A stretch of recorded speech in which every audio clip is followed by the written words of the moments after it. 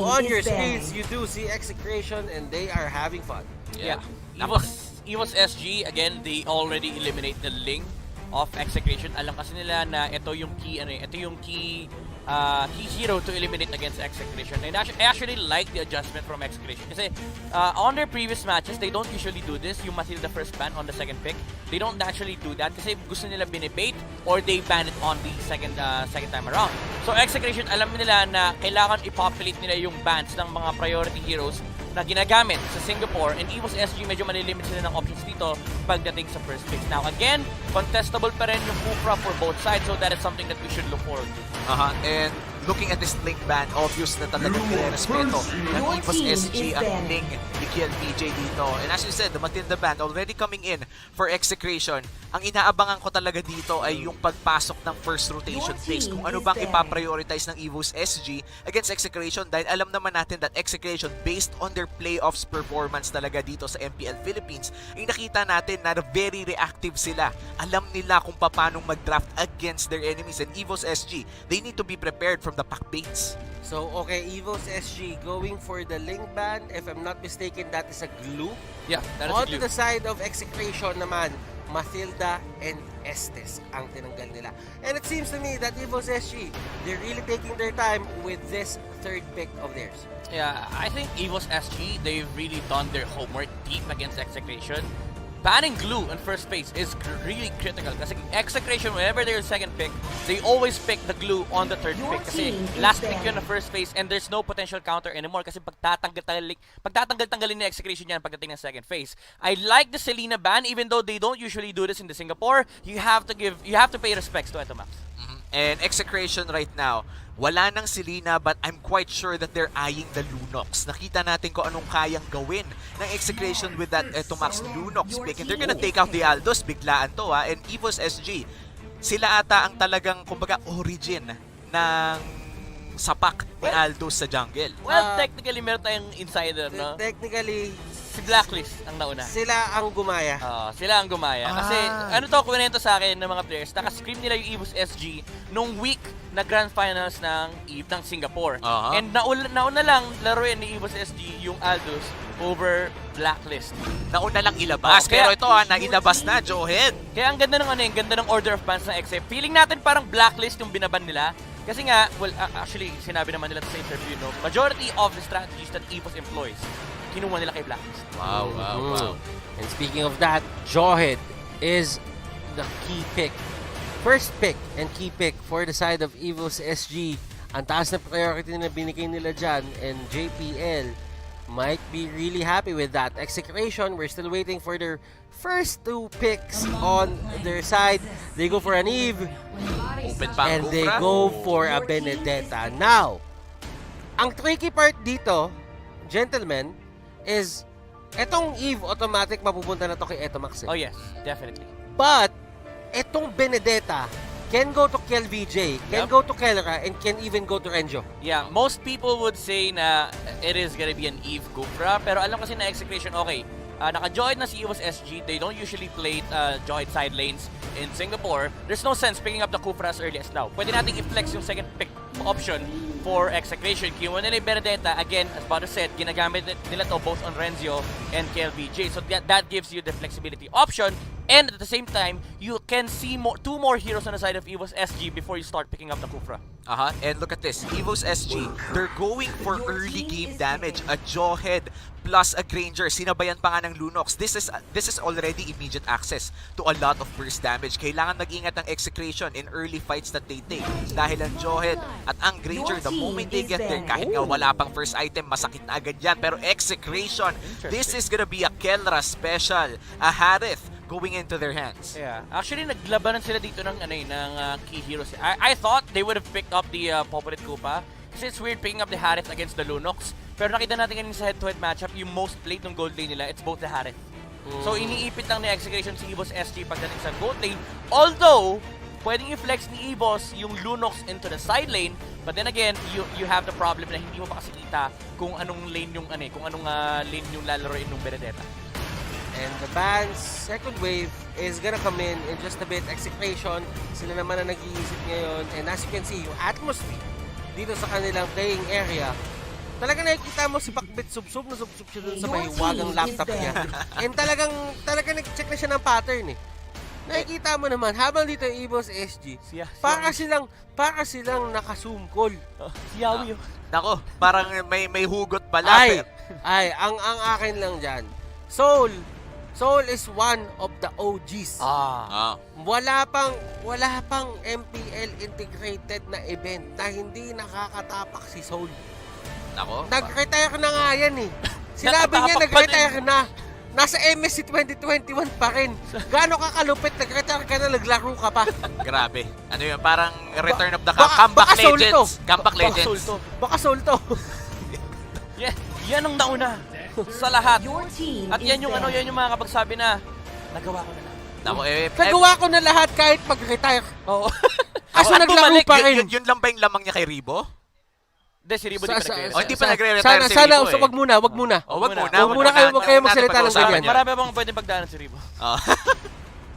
Pero balik tayo dito sa ating bans. Meron ng second rotation bans ang Execration, which is the Farsa at ang Hayabusa. Meanwhile sa Evos SG, tatanggalin nila ang Claude at nag-aantay tayo sa kanilang 5th ban. And ladies and gentlemen, Evos SG with Honda Beast dito. Ay, hindi pala. Si JPL to, guys. Guys, si JPL to. I was just joking, okay? Si JPL to. Hindi to si Honda Beast. Interesting yung Hayabusa ban from Execration. Evos SG, again, they're thinking that the Benedetta will be played on Rencio. They've done this actually on Execration na pinaflex nila talaga yung Benedetta. Alam na ng Evos SG na kailangan nila magtanggal ng isa pang jungler. Pero Execration, pinakita lang nila na ang tingin nila sa Lunok, support din. And at the same time, tinatanggalan nila ng hero si KLBJ. So baka Benedetta jungle na to. And Evos SG, they start removing the Kufra. Kasi alam nila, okay guys, most likely, Benedetta jungle to on the side of Execration. Yeah, and Kufra is a signature Chaknu pick. Chaknu. Kasi pag kukumpain ko sana yung Chak Mamba, tapos yung Chaknu, nagkamali tuloy. Pasensya na kapatid, pasensya na po. Pero balik tayo dito sa Execration draft. Lapu-Lapu will be the pickup for Execration na antayin na lang talaga natin ang tank. Open pang Cho, and Cho is one of the most picked neto ni Chaknu in MPL Philippines. And you know what? Lapu-Lapu, you don't usually see it sa side ng Execration, but this might be something new to the team na in-integrate nila doon sa kanilang mga practice. And this is exciting for the side of Execration.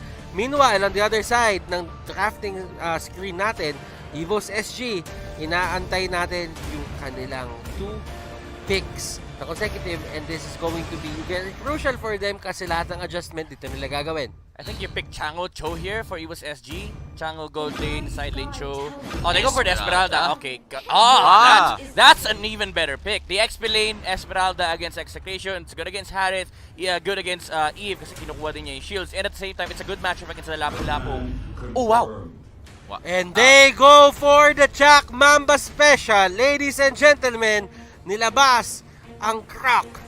And this Grok pick, nakita naman natin kung paano talagang kumulong ng mga buff o kumulong ng mga hero. Ito si Chaknu, napaka-exciting na para panoorin ang first game of Execration dahil based sa mga narinig nyo nga, excited na sila. Gusto na agad nilang gumera. At tinawag na, ladies and gentlemen, kung nakikita nyo yung shoot. Gusto ko yung sound effects mo dyan, Batters. Dagdagan mo pa isa. Ay, wala na pala. Ikaw gumawa ng sound effects sa kabila. Gusto ko sa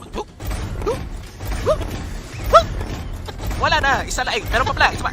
O yan, okay na. Wala. Ba't yung team mo 4 lang? Oo nga, ba't yung team mo 4 lang? Masyadong malakas yung Execration dong kahit 4 lang eh. Joke lang. Okay.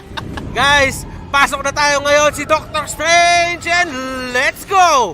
Dito sa Celestial Palace para sa game number 1 netong Evos SG versus Execration. Gusto ko yung nasabi ni Midnight dito yung Esmeralda plus Chang. Kasi usually ang nagkakatapat sa lane talaga Chang yung Esmeralda at nagkakaroon pa ng mga konting fight. Pero kung pinaghiwalay o pinagsama pala sila, feeling ko magiging masarap para dito sa Evos SG ang combo na yun. Pero tignan natin kung papasarapin pa ng Execration dahil to si Chakno medyo agresibo talaga agad. Grabe si Chakno, ginawang CCTV camera yung Grok. Hindi, literal na nanonood lang siya, tapos hinihintay niya lang bumaba yung buhay, tapos Tapos gagamitin niya yung kanyang first skill. That ensures na gagamitin kasi ni Potato yung Retribution. So that allows Execration to get the Little Wanderer and uncontestable yung jungle buff ni Benedetta. And as you can see, JPL, Chaknu, medyo nagkakaharasan sila dito. And napaka-importante yung point sa mapa na yan kasi nandyan yung walking ward tinatawag natin. And that's going to be very important because it gives regeneration din sa taong nakakuha niyan. So that is something na gusto itago ng Execration para sa kanila for as long as nandyan yan. In Execration, they want to have that safety. Kumbaga yung walking ward na yun would allow them to see the Jawhead almost all the time na dadaan sa river. And Jawhead, as we all know, very aggressive na itong hero na to. At mukhang hindi nga niya ibabato si Chakno dahil bad idea yun. And Power of Nature, Ancestral's Gift, hindi talaga siya mababato doon as long as naka-open yung kanyang Power of Nature.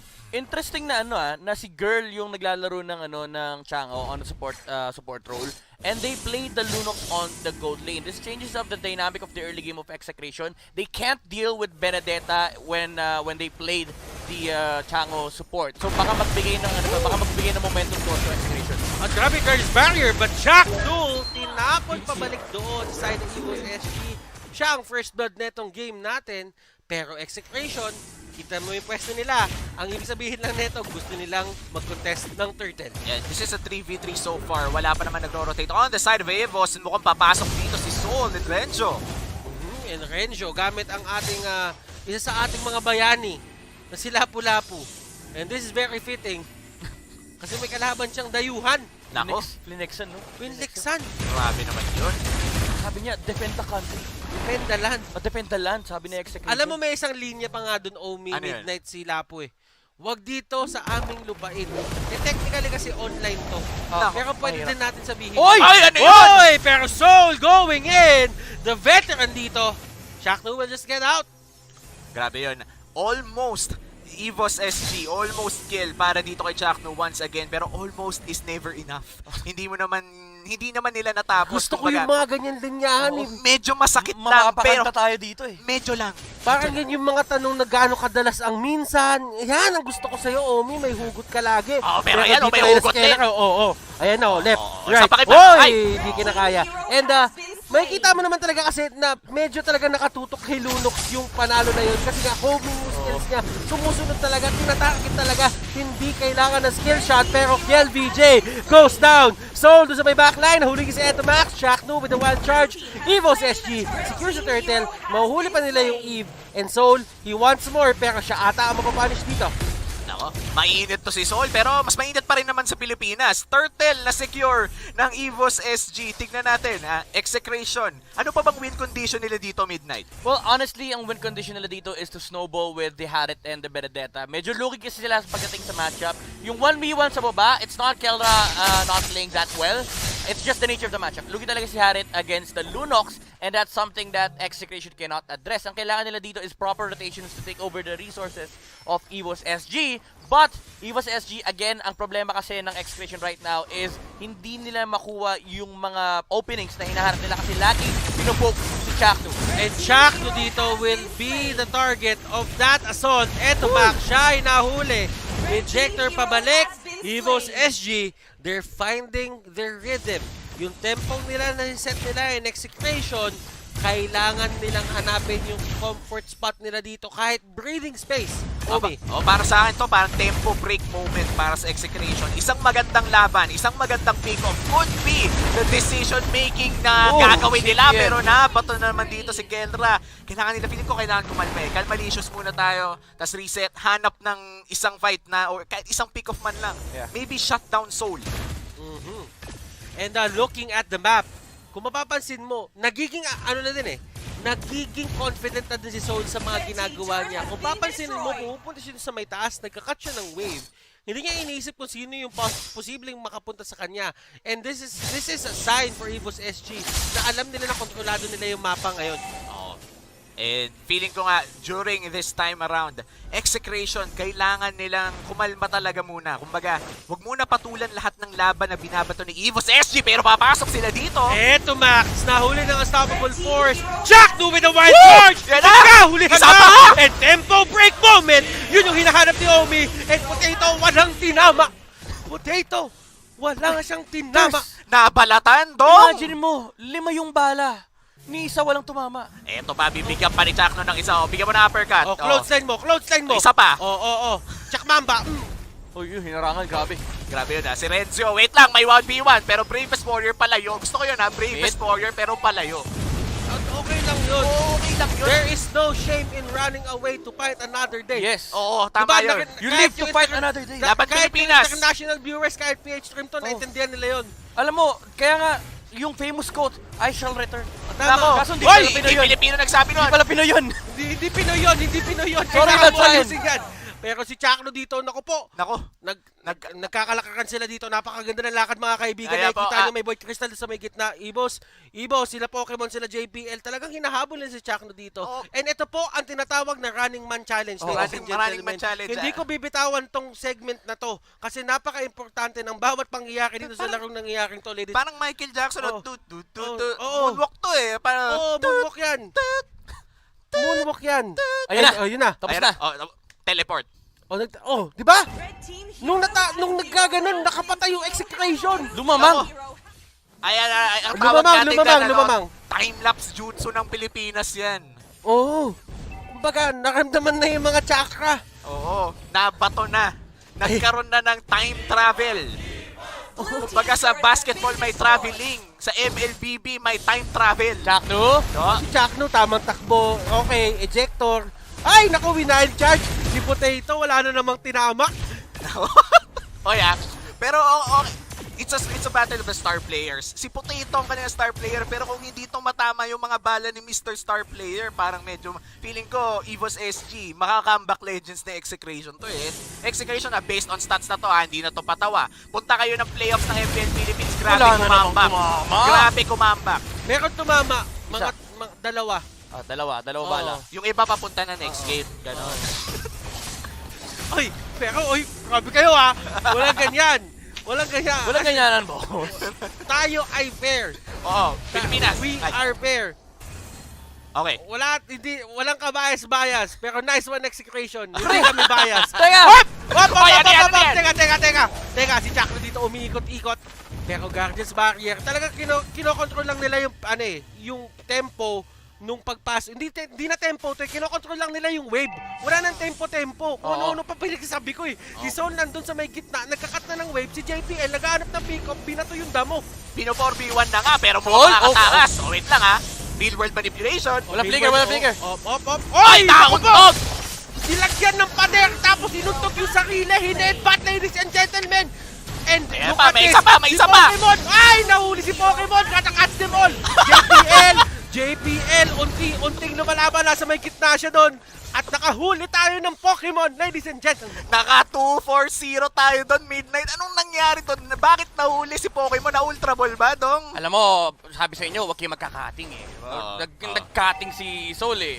Tabo, hinarangan ng guard. Sabi niya, dito ka. Huli No ID, ka no namin. entry. Oo.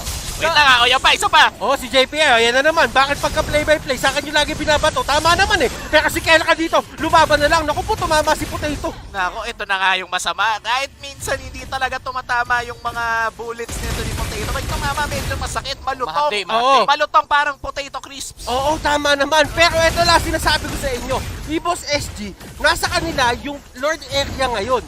Kailangan natin sabihin to kasi kailangan ng Execration mabawi tong pwesto na to para hindi makuha ng Evos SG yung early push na hinahanap nila. Oo, pero ito, gumagawa-gawa na ng mga walls dito. Si Execration, Chakno, talagang binabakuran yung Lord. Oo, kailangan talaga bakuran mo yan. Hindi nila pwede makuha yan. Yung mid-circuit nga na Execration, binabakuran niya pa rin hanggang ngayon. Chakno! Wild charge, pero naipit sa real world manipulation. Naku po, naipit sa boxing ring. Eto na, si Renzo tumalon sa may pinakalikod. Bravest Warrior, palabas. And here comes a flicker, and another flicker. And si Potato, wala siyang rondo palabas. Nako, paano makakarondo palabas? Nabalatan na agad ang patatas ng Execration sa pagpasok pa lang niya with his Rhapsody. Tatandaan mo sa Pilipinas, midnight, analyze mo to. Kung meron silang french fries sa atin, merong sweet potato. Nako, ano yun? Kamote Q. Paano i-analyze yun? Analyze mo yun. May asukal. Paano kaya may analyze? kamote. Yung sentence mo ang kasunod period. Hindi question mark! Oh, wait lang ha. PHP na yung Lord. Oh, pero ito na, nagkakatalo na, ladies and gentlemen. Sumama na kayo sa pag-headbang. Soul, hinahawak si Head to Max. And the Lord has been slain. Mapupunta sa Pilipinas, ladies and gentlemen. Pokemon! Pokemon! Nahuli ka na naman! And Evos JPL. Sa may pinakalikod si Soul. Nakukumpas ka ng kumpas. Kumpas ka ng kumpas. Takbo ka na. Takbo na, Execration. Nice one. Ay, joke lang. Patas tayo. Oh, patas tayo. Execration secures the Lord 11 minutes in. Sabi nga ni Execration, trabaho lang. Walang personalan. Ito yun, nice one, baby. Oh, nice one, baby. Wala tayong healer pero nice one, Execration. Pasok tayo dito. Lord on the bot side of the map right now. Evos SG, di pa naman to Luminous Lord. I feel like they could potentially clear out the Lord pero mabibigyan ang Execration ng oras na makapag-push sa ibang lane. Pero si JPL dito, batong-bato na. Ayaw na gumalaw! Ayaw na gumalaw! Ito na si Chak. Dumatas yung Grak. Dumatas yung Grak. Pero ito yung ito yung mahirap for Evos SG. No? Kahit sobrang yaman ni Potato, kahit sila yung leading, again, yung nature ng matchups mo, lugi ka kasi sa Assassin. Once na mahuli ka, sa real world manipulation, nasa mercy ka ni KLVJ. Kaya ang hirap gumalaw for Potato. Look at this! Diba? Instant! Kapag nakikita si Potato, nilalapagan ng real world manipulation. Wait lang, si Soul pumasok! Nako, si Soul pumasok pero si Kelka tamang trabaho lang. Wala siya pinapansin. Sabi niya, Tori lang guys. Guys, Tori lang, we got this. Rencho, run away. Sabi na, oh, si Soul, humahabol siya unti-unti dito. Naku po, hahabol ba kayo? Hindi habol. Walang namatay. Walang bawi. Inhibitor, walang bawi, Dong. Ano nangyari doon, Midnight? Wala, ang nasabi ko lang, trabaho lang. Tatandaan mo sa Pilipinas, pag may nag-aaway, usually, yung dalawa nag-aaway yung hindi nagsisimula. Yung nandun sa may, likod. Anong? Yung tropa yung nagsisimula ng away. Kasi nagkakaroon ng buluhan. Oo, kaya nag-aaway silang dalawa, wala kasing third party. Sabi, huwag mo sa tenga. Yun yung nagsisimula eh. Nako, nagkahawakan na ng tenga dito dahil 13 minutes na inside the game at kung kanina lamang ang Evos SG, 5 minutes lang tayong nagkukulitan dito. Sabi ng Execration, more than enough na yung 5 minutes na yan. And 2K gold lead na ang meron ng Execration entering the mid game. And let's look at this objectively. Evos SG, they do have their late game potential. I know you know that, Midnight. Yep. Can you please tell us kung ano yon? Meron pang lunok sa Evos SG. Nakakatakot pa rin to for Execration. But what Execration has is the insane teamfight presence. Kasi kapag tinignan nyo kung paano nag-initiate ng fights ang Evos SG, laging nauna si JPL, babagsakan sila ni Soul, tapos mag-ultimate si Pokemon tsaka si Girl. But the problem is, yung mobility ng Execration, they can maneuver around the fights against Evos SG. So, ang condition dito for Execration to win fights is gawin lang kung ano yung ginagawa ng heroes nila. Si Evos SG dapat perfect execution. Yeah, and for Evos SG, dahil nga kailangan nila ng perfect execution, napakaliit ng room for error. Isang pagkakamali nila ay pwedeng abusuhin ng Execration, ang napakalaki yun. And that's what gave Execration this lead to begin with. Necklace of Duran's pick up dito para kay Eto Max. This is gonna be very important at mukhang magkakaroon na naman ng laban na walang bawi. And as you can see, yung mga lanes natin dito is going well doon sa side ng Execration. Lahat ay papush sa side ng Evos SG and napakalaki ng breathing area nila dito para mag-clear ng sarili nilang jungle. Ang pinaka-problema ngayon, ang tanong ko sa inyong dalawa, gaano ba ka-importante na makontrol na ngayon ng Execration yung gubat ngayon ng Evos SG? And ngayon na kinokontrol na ng Execration ng gubat ng Evos SG, talagang makukulong nila ang resources ng Evos SG. Ibig sabihin nun, most resources mapupunta na lang sa loob ng base o sa mga malapit sa torre for Evos SG. That limits the gold gain that they get towards late game. And that means Execration, mas maraming gold, mas maraming access sa items. Even if may Lunox late game to sa Evos SG, kung wala namang pera pambili ng item, it's still gonna work out for Execration. Ang tanong na lang is, makikip up ba nila ang bad control sa jungle area ni Evos SG? Evos SG Execration, nasa area sila ngayon netong Enhanced Lord. This is the Luminous Lord. Importante to for both teams because whoever gets this will have secured one, sabihin na lang natin for Execration, makakapunta siya doon sa may base na mismo ng kalaban. Well, for the side of Evos SG, this is a way para mapantay nila kung ano man yung damage na nagawa ng Execration sa base. And they need to equalize this dahil Evos SG, medyo nawawala na ang tempo sa kanilang mga kamay. Again, this is already a 2K gold lead for the side of Execration. Kendra has already scaled up on this Harith pick and alam naman natin kung gaano ka-savage maglaro dito ng Harit si Kelra. In Execration, they're on their way to another big team fight win. But this Lord, this Luminous Lord, nagiging sobrang taas ng pressure para sa Evos SG at Execration na makuha to. And that's why we're all seeing fights in the mid lane. At si Etomax na huli ni Zone, pero si Etomax ay merong flicker at Wow! Mehraban. Potato going down. Mababa na masyado yung buhay niya dito, pero Kelra! Oh my lumalaban God! pa! And look at this! Zaman Force, Chrono Dash, Synchro Vision, Potato! isama mo na lahat! At si Renjo going in! Pasok na pasok, dinaktak, ladies and gentlemen! Nako, tuloy-tuloy lalaban dito at Sol, sunod ka na! Flicker palabas dito para kay Esmeralda. Looks like mid lane ang sunod na objective for Execration. It's gonna be a free turret. They can take the base of Evos SG. Meron pang Zaman Force. Si Kelra dito, Chatung. Napakaganda ng zone niya rito, Butters. At grabe yung Execration dito, talaga sinusugod na Immortality Pop. Nako, si Sol tumalon, Falling Star Moon. Palabas. Palayo. Patakas. Falling Star Moon, pabalik ng base at mukhang base na nga ang target. At grabe ang Execration, ladies and gentlemen. Pinyon, Game pinyon. number 1. Real world manipulation, humahabol sila sa onda ko. Naku po. Wait lang, wala bang reading cam? Nagpalit yung screen. Wala bang winning? Nagpalit. Oh, easy lang. Easy lang. Teka lang. Kapag Easy lang. Easy lang. Oh, hindi tayo yan, ha? Hindi tayo yan. Kapag Hindi tayo yan. kapag- Guys, wala kaming ginagawa dito. Kapag ka nagkagayan sa MPL, winning moment na eh. Oh, teka lang. Sila gumawa niyan. Hindi tayo. Spoiler alert. Safe tayo dito.